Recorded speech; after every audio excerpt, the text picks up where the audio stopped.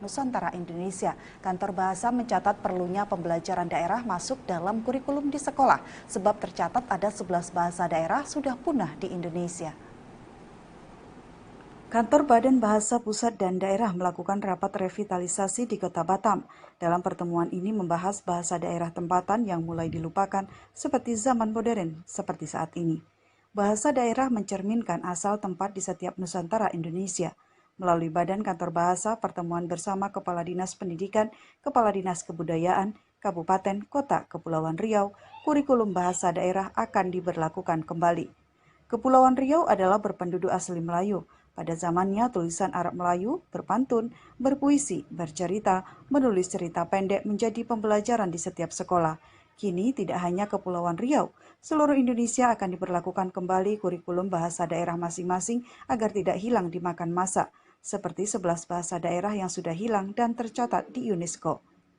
Kepala Dinas Kabupaten Lingga yang menjadi narasumber juga mengucapkan sangat mendukung program-program dari pusat. Tentu bahasa daerah menjadi ciri khas setiap di Indonesia.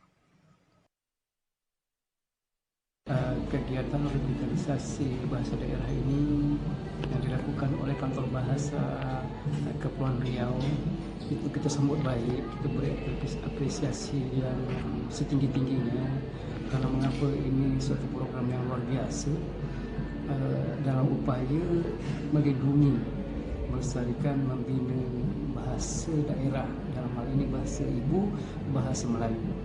Jadi upaya-upaya yang mungkin yang harus dilakukan oleh kawan-kawan, oleh rekan-rekan dari kantor bahasa ini teruslah merencanakan, kemudian sampai pada pelaksanaan bagaimana sesegera mungkin bahasa induk kita ini, bahasa Melayu, yang walaupun bahasa Melayu ini adalah asal muasal bahasa Malaysia, kita tetap harus memprogramkan bahasa Melayu ini masuk sekolah sama ada dalam bentuk muatan lokal ataupun dalam bentuk ekstrakurikuler.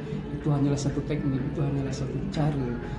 Namun kita harus segera karena mengapa cepat atau lambat ketika program bahasa Melayu tidak masuk sekolah, yakin dan percayalah bahawa bahasa kita ini akan tergerus dan cepat atau lambat bahasa ini akan punah. Oleh sebab itu kita sangatlah memprihatinkan, sangat mengkhawatirkan. Maka kita berharap sangat melalui program revitalisasi bahasa daerah ini ke depannya program-program dalam melestarikan, membina dan mengembangkan bahasa Melayu semakin dapat terlaksana dengan baik. Melestarikan bahasa daerah merupakan bahasa ibu. Upaya melestarikan bahasa Melayu melalui pembelajaran yang menjadi kurikulum di sekolah, agar bahasa daerah tidak tergerus oleh waktu, cepat atau lambat bahasa daerah itu akan hilang. Rizky Kurniawan, TVRI melaporkan dari Batam, Kepulauan Riau.